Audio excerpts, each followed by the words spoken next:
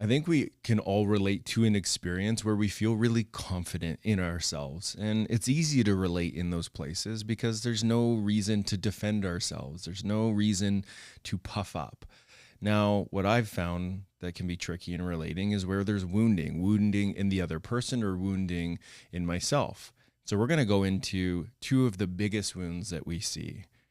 And the first point that we're going to hit here today is the too much wound in the feminine and the not enough wound in the masculine.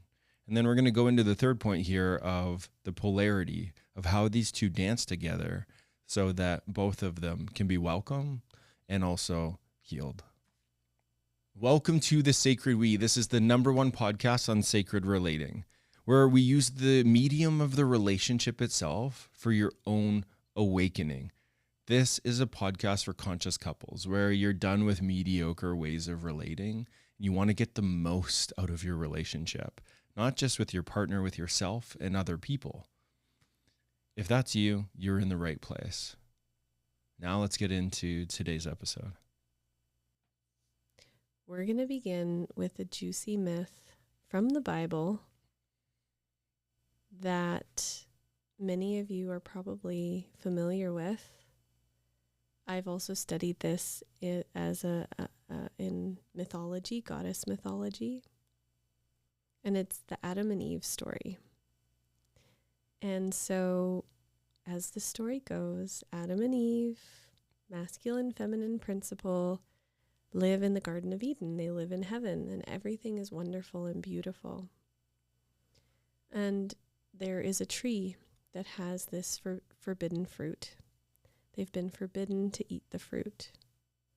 But Eve is very curious about this fruit. And in fact, a snake comes over and entices her to bite the fruit. And she does.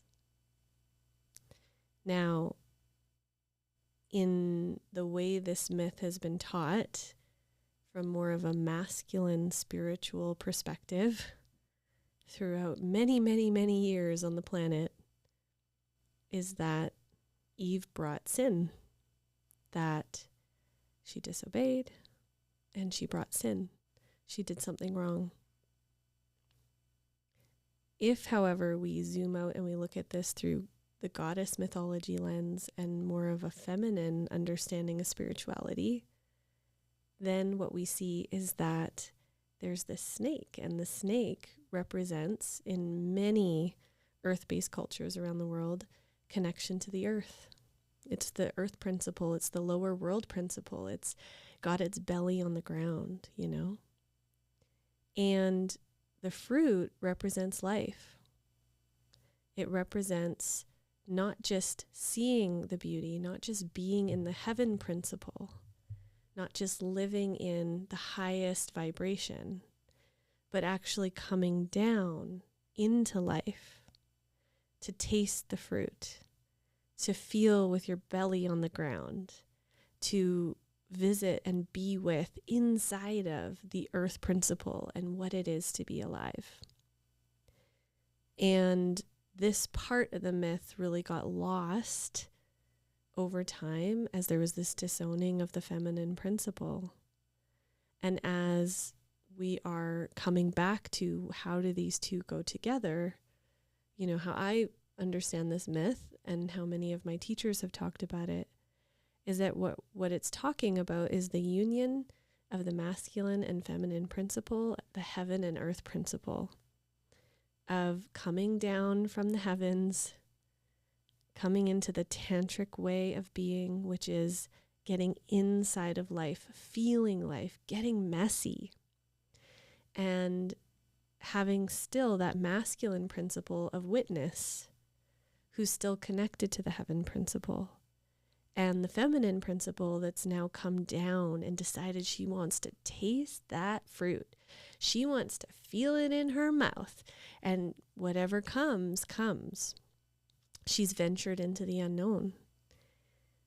This myth really describes the dance of polarity between the masculine and the feminine.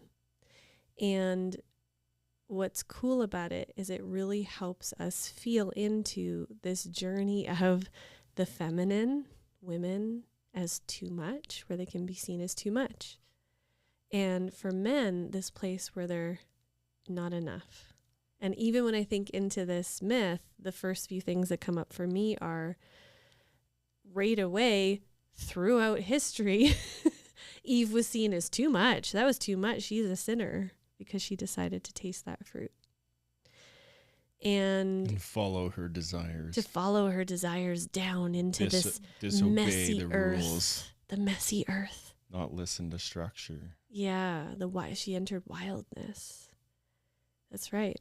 And I also feel into Adam, who probably felt fear, probably wondered what the heck she was doing, probably wondered, I imagine, some version of, but this world, this heaven world, doesn't hold that, or hasn't ventured there, or I haven't ventured there. Can I hold that? I imagine some version of that.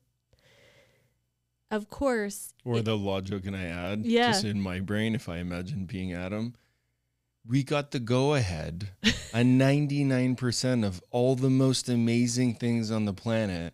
We don't have to worry about any scarcity. It's just one fucking piece of fruit we can't have. Can we just not touch that one tree? Don't shake the boat. Don't mess this up. And of course, what I imagine for Eve, she's thinking, well, this is great that everything's perfect. I want to experience more. I want to venture over and get to know this part of existence. Now, of course, in balance, in wholeness, both belong, and they do dance together. But it's very interesting how even this myth and how it's been held for so long has been very divisive, and has actually itself, the way that it's been interpreted, and maybe even the way many of you have understood it or do understand it, itself sets up the feminine is too much. Yeah, maybe the masculine is not enough. I have to feel into that part. It feels like in that version, he's just amazing. He's dialed it. He's great. He's golden. Wasn't she made from his rib? It's her.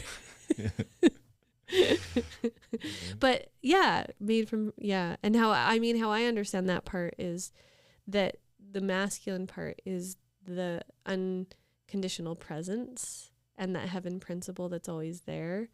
And then from that is birthed life, right? From that is birthed life.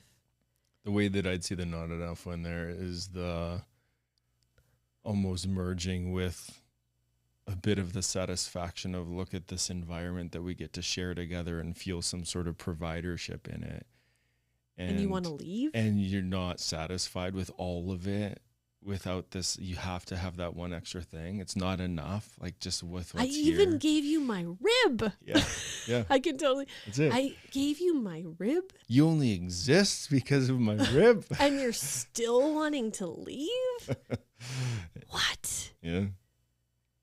The medicine in this story for me that I come back to again and again and again in my life is, the beauty in both parts. The part that is this heaven principle, this structure, rules, holding firm to that vertical knowing and the most pure energy that, Shiva on the mountain. But then the absolute beauty of the feminine who wants to taste more and explore more. And that's the tantric path, right? Tantric path is that we actually journey spirituality through inside of life, through journeying in the darkness, through tasting and touching and making love and things being messy and things being wild, that actually awakens us. And so the other part that I perceive of this story is there's the Adam version who could just choose to stay in the garden, right? He could just choose to stay in the garden and maybe even look down on her or perceive her as now unholy in some way. Or he could journey with her and get curious about how could the heaven grow through relating with her tasting the fruit. How could he actually evolve and grow even more in his providership and in his presence and in his capacity through welcoming her tasting the fruit? That's my pondering. And earlier today, Mike and I got to journey with this dance in our own way. That is why we wanted to dive into the too much, not enough. So I was feeling, we were in temple, and I was feeling that wild part of me. And I felt the Eve in me. And I wanted to invite Mike into that wildness with me. And I said something to the effect of, though we both remember it different, so who knows what actually happened, something to the effect of, I long to be met in my wildness. Something like this. I want you to meet me in my wildness. I dream of being met in my wildness. And what I was imagining is he would be enticed and, ooh, and then I could reveal more of my wildness. Instead, I watched him become activated and have feelings that were unexpected. Do you want to describe that? Yeah, for me, when I heard that, it triggered, and we'll go into more depth on these two different wounds, but in this example where it brought up this topic, it landed for me as, oh, so I haven't met you in your wild? It was the oof, like it hit the ouch in me that cares so much about how I provide and show up and work my butt off and providing in all these different categories of life. And some of my most satisfying moments is where I meet life, where I meet you emotionally in ways that maybe others haven't, where I meet my son in ways that are developmentally appropriate, that help him feel like he's enough and belongs and matters. Like that's the forever aim inside of my consciousness, is I want to provide a really rich experience in life. Not that it's my job to fix any experience for anyone. That's how it used to be. But there's just this deep desire to give from an overflowing cup. And if I get the mirror and reflection that what I'm providing is well received, it helps me feel complete, helps me feel free, it helps me feel fulfilled and satisfied, confident, empowered. And of course, when I moved towards him, there was this wild woman in me that was just thinking, I'm inviting you into even more. Want to go even more?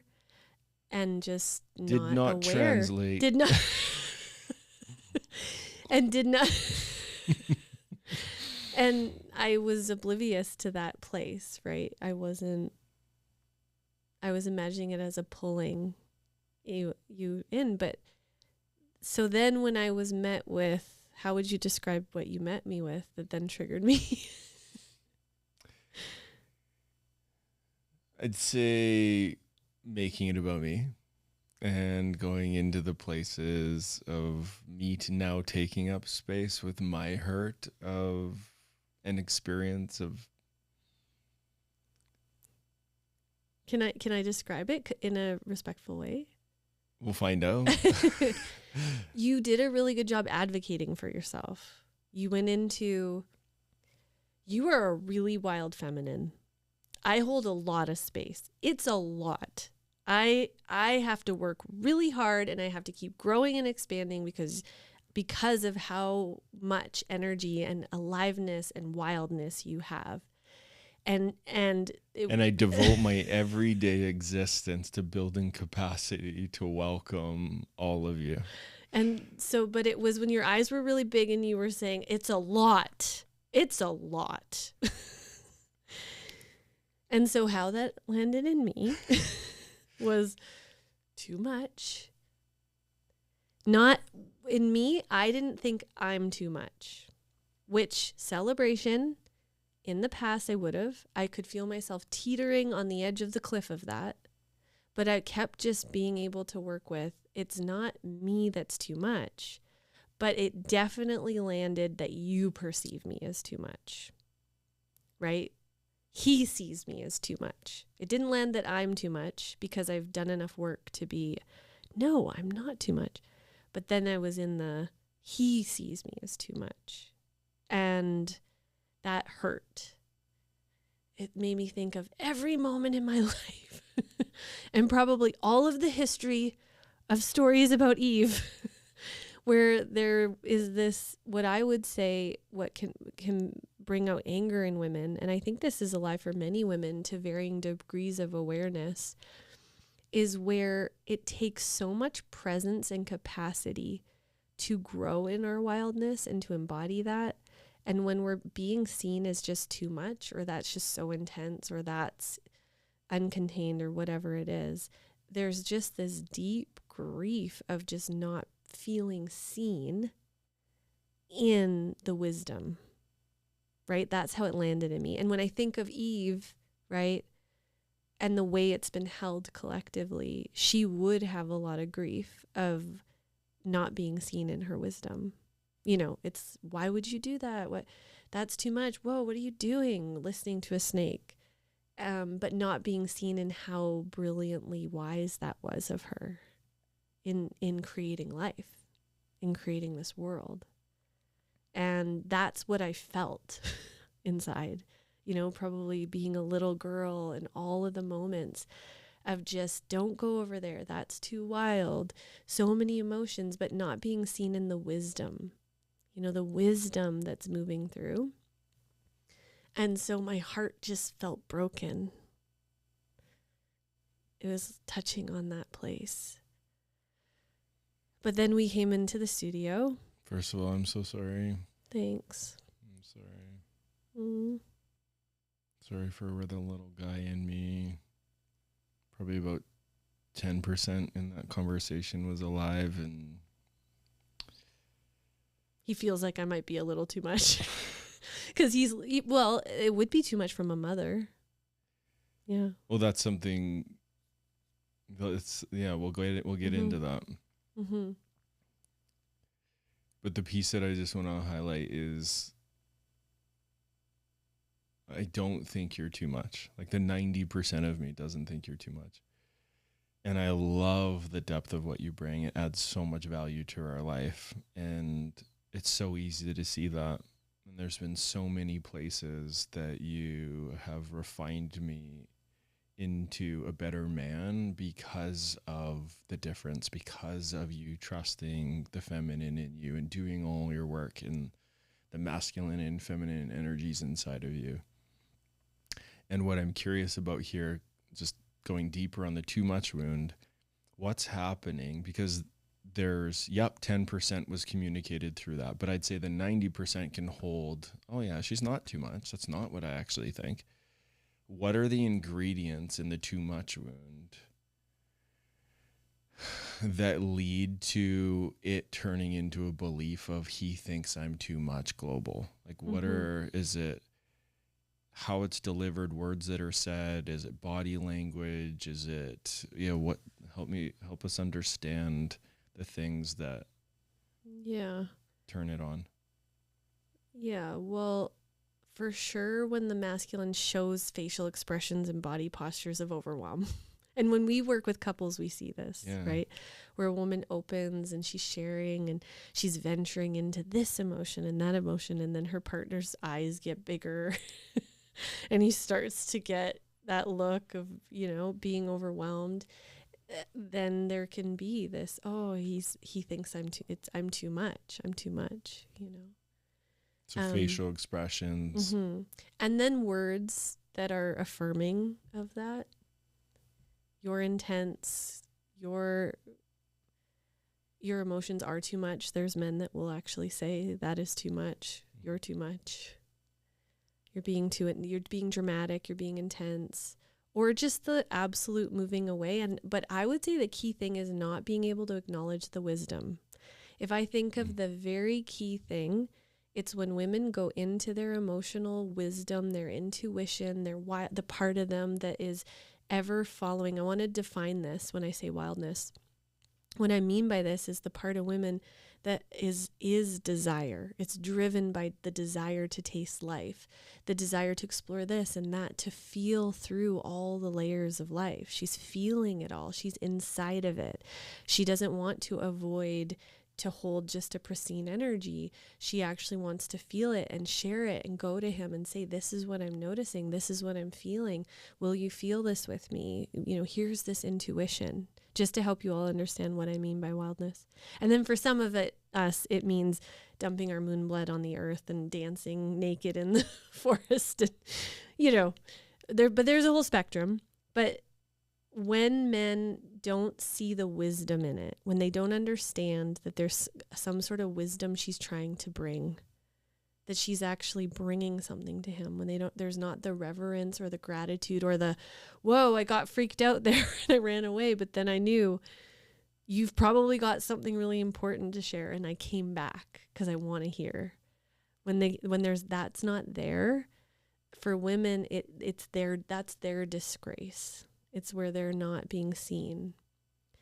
And to varying degrees, whether women have done the work to understand there's value in that, for some women, that leads to they actually believe that all of that doesn't have value, right? And that is too much. I work with many women that are just in the process of reclaiming, oh, my needs and desires and sharing my emotions is not too much. And then the version, that I'm experiencing, that I'm working on healing, is the perception that you think I'm too much. Which is such an interesting one for me. And this is why I think this is such a juicy episode. There's been so many places where when I hear you describe your experience of what you're perceiving, I'm like, what? That is not at all what I'm saying or what I'm trying to get across. And the insight today when, we repaired this, because I messaged Courtney today and I could feel there was a lingering hurt from yesterday, but I wasn't aware of it until this morning because it seemed like everything was good, Classic. No, yeah. I'm just being. Well, we did. Kind of classic. We had a really beautiful connection, and yes, we made love, and we were able to. But then there was an owie in my heart. And then fell asleep just like in sweetness, but there was an unresolved owie that I wasn't really tracking until this morning. It was really evident, and so I said, "Hey, can I repair?" And what would you say it was intensely evident? Not after the learnings of today. It was a ripple. It was slight energy in my hips and my tone. And how I almost always, if I have enough adult online, how I describe it is I'm overwhelmed with what I'm feeling. It's not in my world. I think there's been enough work where I know it's not you. It's not ever you.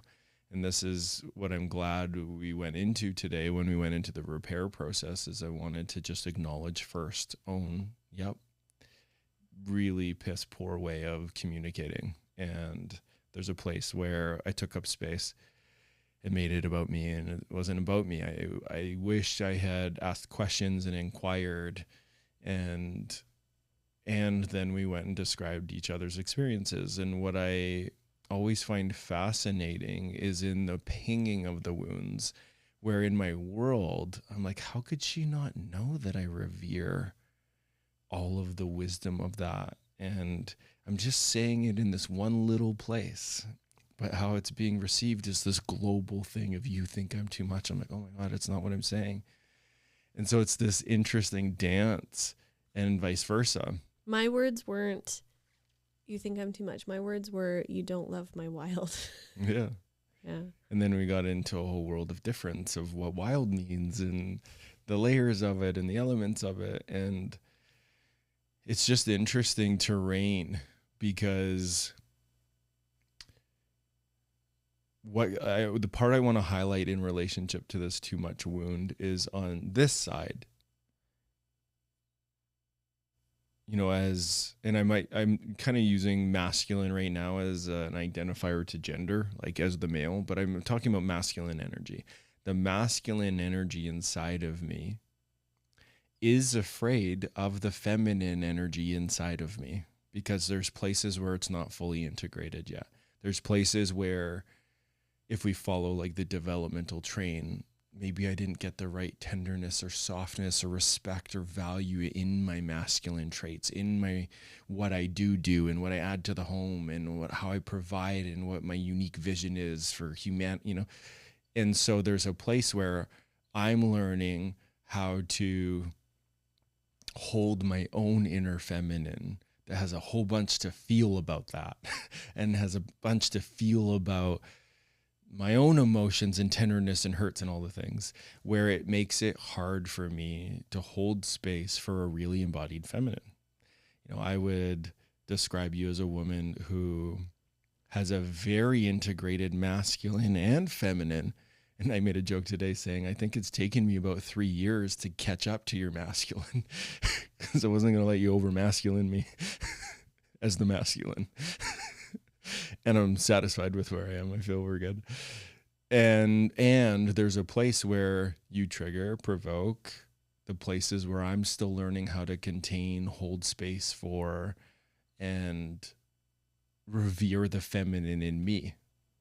The part that is the great mystery, that's uncontrollable, the part that wants to be seen and revered for the beauty. It gets tricky. So I just wanted to name, I acknowledge and I own, to put it in a more accurate perspective. I know and understand and want to do a better job at communicating in places like that and softening how it's spoken to, this place of leading with, the facial expressions. Oh my God, it's intense. It's like more the slowing down to feel the intensity in my inner feminine and not keep perpetuating the story that it's you that's too intense or that it's you that it's too much, because I know it's not true. It's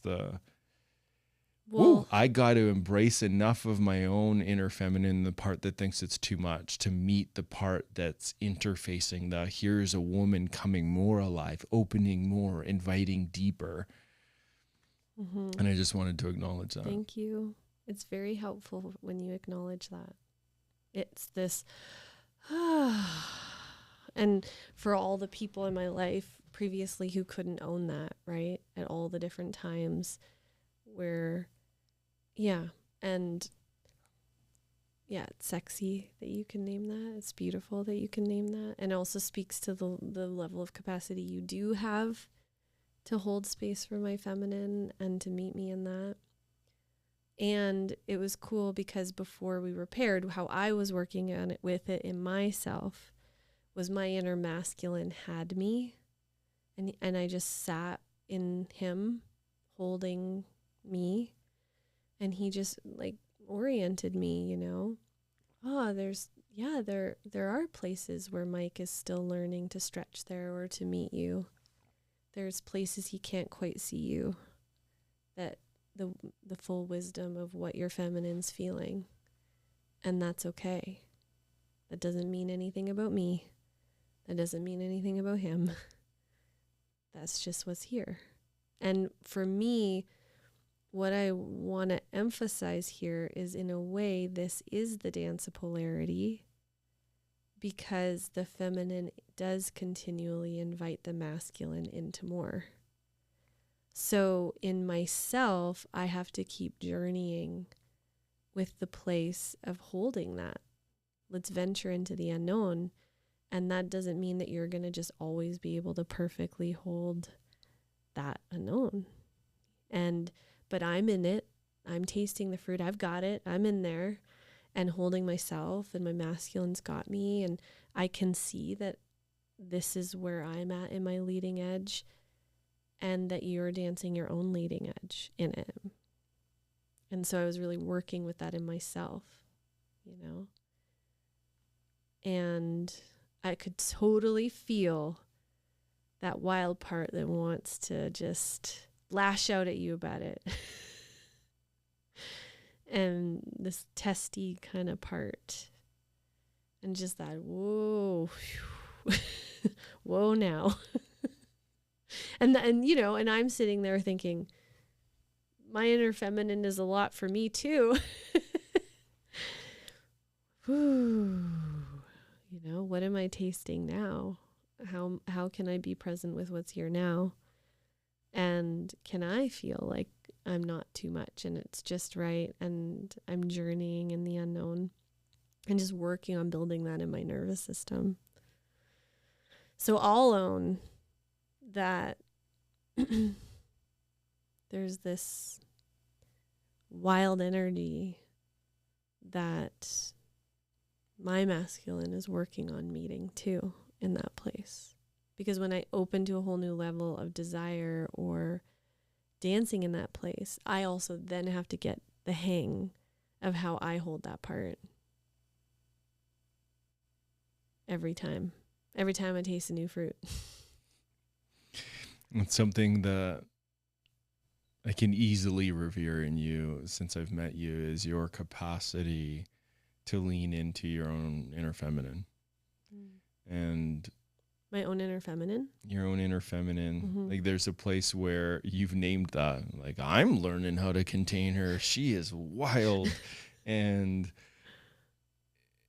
I get that, it's like the waves of your moon cycle every month, and, the hormones that came online when you're like pregnant and moved through that whole journey. Like I can only imagine the things that you have to surf that are different than me being in this body. And I watch you in that journey, and where I witnessed it with the most amount of reverence and beauty and awe, and it was a bow, was you birthing our son.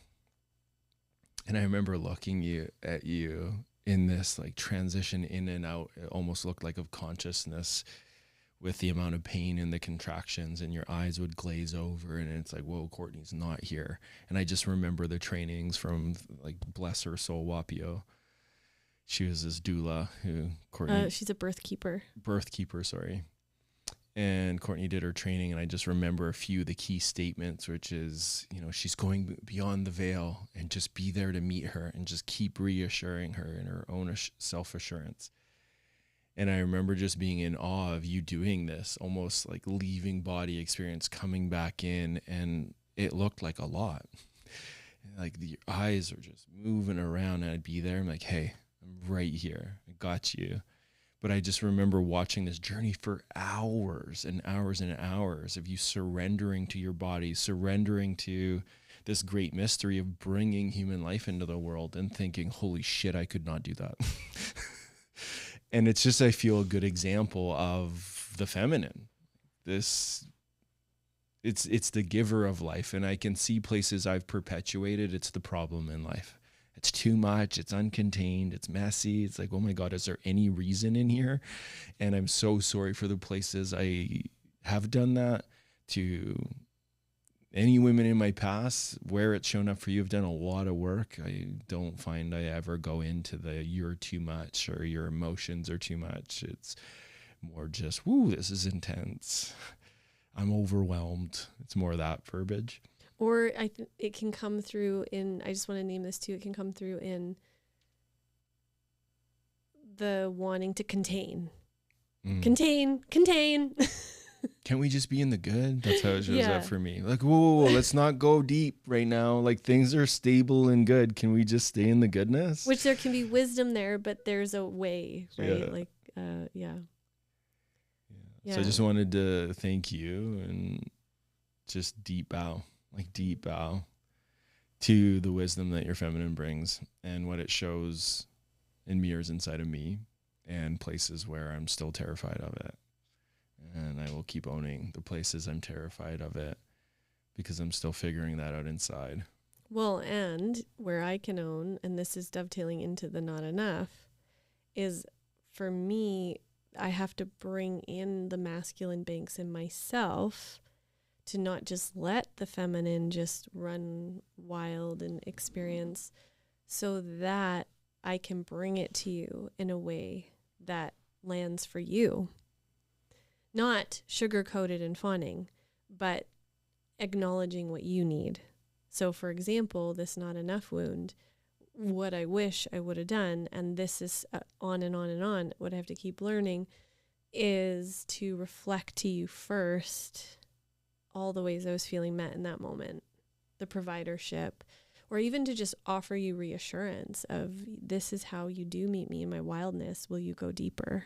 Just leading with some sort of recognition, mirror back, assurance, and that there is a sacred responsibility I have in that I keep having to learn about. Yeah, thanks for naming it. Mm-hmm. And something that would sound and feel so good is, I trust how you hold me so much, and I actually want to go deeper with you. Ooh. Will you go? Ooh. Because what it hits is it front loads the place where there's not a man I've met so far that just doesn't want to be trusted in the use of his power. And so if it's led with that, this is what I call front loading. And what I've noticed is men who dance with this wound of not enough need a lot of front loading. And so I'll describe this, the not enough wound, how I see it in my own lived experience and how I've watched it with my clients, is it's a cultural impact. There's been a lot of patriarchy.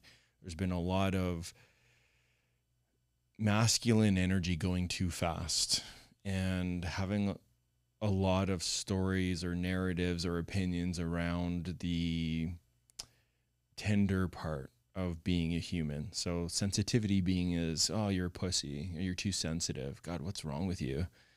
A lot of men have received narratives like that when going into the softness, when going into the feminine part of themselves.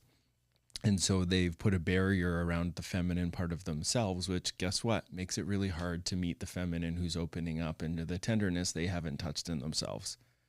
You can't offer the thing you haven't had for yourself. Hard. So then a lot of men walking around in the world not even knowing that there's that impact of not integrating their own feminine. And so there's just that piece. And then now there's the men who then trigger into the default of their logic, because we have really incredible logic. That is why one of the most common pain points for women is, God, I share my fucking feelings and he meets me with this energy to fixing me like I'm some problem to solve, like his broken down truck, and now he's trying to figure out how to get it going again. And this leading with fixing or pulling out the facts when she's sharing, well, that's not accurate, or trying to somehow solve something that is unsolvable. It's like, oh, she's opening up. She's trusting you and sharing her feelings, but that's not how men are perceiving it. And I've got lost there so many times, and I have to go in there and work with my both inner masculine and feminine and coach myself. Whoa, here's my nervous system going into default protection. I'm perceiving her emotions as a threat. And I feel it in my belly. I'm triggered. I'm shaking a little bit. Whoa, I'm perceiving her emotions as a threat because I haven't felt held in mine in that place that she's mirroring. That's scary. Okay, now because of that, it's triggering the internalized shame of, I'm not providing enough. Now what you're sharing is, I see as a direct reflection on my providership, and now it can trigger defensiveness. Now it can trigger all these things. And it's a really challenging place to be as a man if you actually believe the sensations, believe the shame and the inner narrative, believe the projections of what is the meaning making of, oh, this is what you're actually saying that isn't true. It's like, oh, she's just sharing her feelings. It's a really challenging place to be. I just want to name that in the not enough wound. It's challenging because really what I believe and perceive is women are inviting us into our feminine and actually learning how and trying their best of how to make it safe for a man's heart to open so there can be a shared experience in the feminine and the feelings and tasting life together. And it's hard. And I notice it's a slow process for a lot of men because their heart like clams. Just like, whoa, that's a lot. Not you're too much. Whatever I'm feeling in me is too much because this is new. I actually do like you. I love you. And oh my God, it's opening. Oh no, if I can't meet you, internalizing, it must mean I'm not enough. I'm not providing enough. I'm not giving enough. Can you help me understand why is that even when that's like sometimes it makes sense because of what's being said, but sometimes the feminine is just saying, I have this feeling. And then it's instantly seen as, it's as if the woman said to him, and it's your fault and you're not enough. That's the part that I named where there's such a lack of integration in the feminine part of feeling. Right. They That the can't feel default it. is logic because it's so overwhelming, the feeling that's starting to come online. Mm-hmm. So it's immediately like, that's a big wave. Oh my God, I don't know how to surf this wave. And so then the logic kicks in. Right. And there's internalized shame because a lot of little boys, let's say, and I'll talk about my own experience.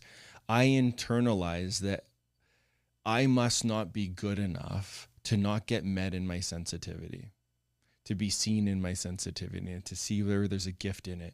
I must not be enough, that I've worked so hard to do the chores and do these things and like provide and do, and not be valued in the doing because there's not enough resource in the field and mom and dad are triggered or society doesn't really see value in that part. And it's like, sit down and just like be quiet and like permission to go to the bathroom. There's all these constructs that have been internalized of, oh, I must not be good enough or else I would be valued and trusted in my direction and how I'm going to use my power. Like men want to be trusted in how they use their power and revered and respected of like, wow, that's a beautiful man. Thank you so much for what you did. Thanks for holding open the door. Thanks for, helping me with this issue that I'm having with my car and actually fixing it. Like men haven't had enough reflections. And so it's just this buildup of internalized shame that what they're navigating is the internalized shame. Right. And if there's no contact or work happening with the internalized shame, shame's sticky and it's tricky. And it's really hard to not believe the narrative in the consciousness that happens from the overwhelming pit in the stomach, like someone pulled the plug out of the tub and your life energy just spilling out and you're worthless and helpless. It happens so quick that a man's just trying to grasp some sort of certainty of defense, of like losing himself because he's feeling taken away. So then that's where the defensiveness or the freezing or the stonewalling or the running away, because the shame's too much. Which, the ironic thing is that then the feminine, who wasn't likely thinking not enough yet, maybe she was, maybe she wasn't, but then now she starts to think, oh, he's not enough. If she's not aware of this, because now he's not able to meet her. He wasn't able to stay in his seat. And now she has joined the story of he's not enough. It's not enough. And now starts to embody the, Urgh. Yeah. And then we'll gather, we'll contribute. And I've been here so many times with you where I then start fumbling and making mistakes and defending and myself. And then you say the worst thing and we both do that. We both do that. Yeah, and I'll just keep spilling from this wound if I don't have a handle on it in myself. And then now I'm giving you evidence that I'm not enough. And then you might say something from that place because now you're not feeling the banks of the river. You're not feeling held. I don't trust you. You don't trust me at all. Wait a minute. Mike never meets me, actually. Yeah. And I can think of last time he didn't meet me. That's what starts to happen, which isn't true. But the brain and the feminine starts to gather the evidence to prove this story of what's happening in front of her. Bingo, the trauma brain kicks in, and then now things are being said, and now from that place in double activation, now here's more evidence. And so I just want to give an example of this because before the repair this morning, I had to get a handle on my internalized shame to reorient of how do I approach to repair this, knowing I've got activation in here. So I sat in my office and I did my morning high performance journal and I really had to touch this part of me that felt worthless. I had to touch this part of me that felt helpless in the situation. And I had to do my inner work and I had to go through my processes in order to build up inner structures and have a game plan of what I was going to do inside of myself while relating with you and anticipating ahead of time the places where I could lose my seat, go into trauma brain, and then do the same thing again, where I'm now defending, I'm now getting activated and giving you more. I knew I had to anticipate things you might say, facial expressions you might have, and I had to use my system. I had to follow my method of relational authority inside of myself so that I could guarantee a meeting of it in a way that would give you evidence of, oh, he hears me. Oh, he can take ownership for the places where he believes in himself he's not enough. And me following that led to staying regulated, led to us sharing emotions back and forth and us getting to know each other deeper.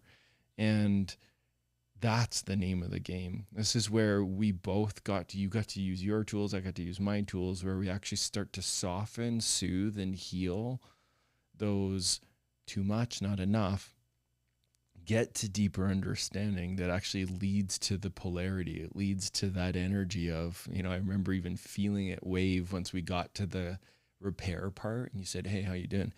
Like, oh, actually, yeah, a lot better. That's where I could even feel the attraction and like that sexy energy come online of like, oh, she looks really good. I kind of want her right now.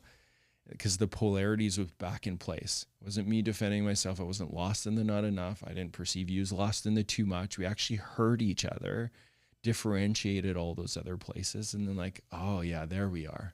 There we are. And really, if we look at this whole thing, not from the wound, but from the tantric perspective, this is the dance of the feminine expanding into more, inviting into more, embodying her desire, and learning how to hold her moreness regardless of what happens for the masculine, and also learning how to deliver that to him. But also if it gets shaky or whatever happens there, that's also part of it, right? That's part of expanding too.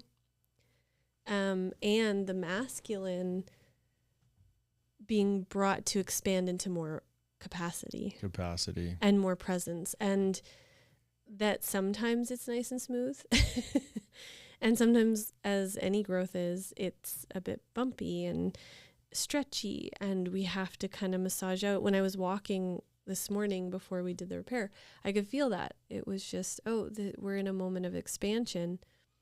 We're learning on an edge here. We're actually opening into more heart and more polarity. And we're just stretching these edges and realizing, if we were to say one thing we want you to take away is maybe you're experiencing too much and not enough. And what if you start to look at it as, this is part of the dance of polarity. The feminine is supposed to expand into more.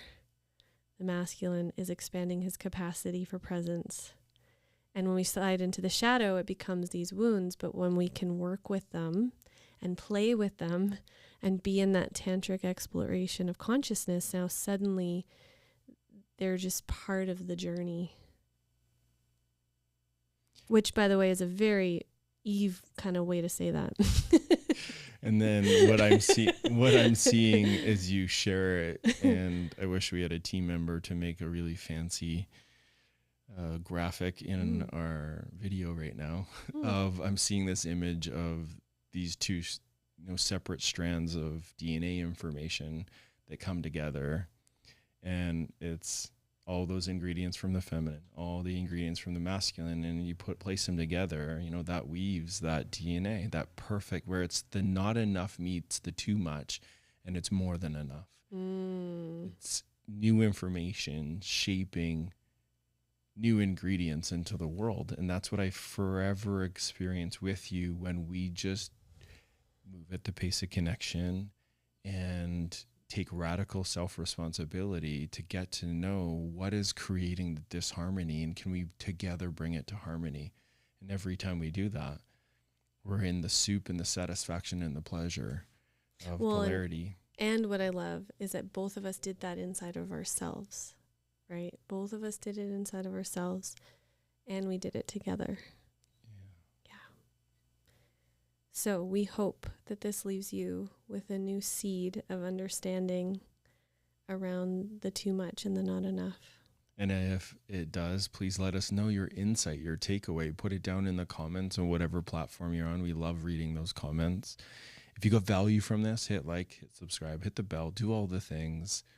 It would really help our podcast reach more couples just like you or individuals. And we'll see you on the next one. Stay tuned for our upcoming masterclass that we'll be sharing information about.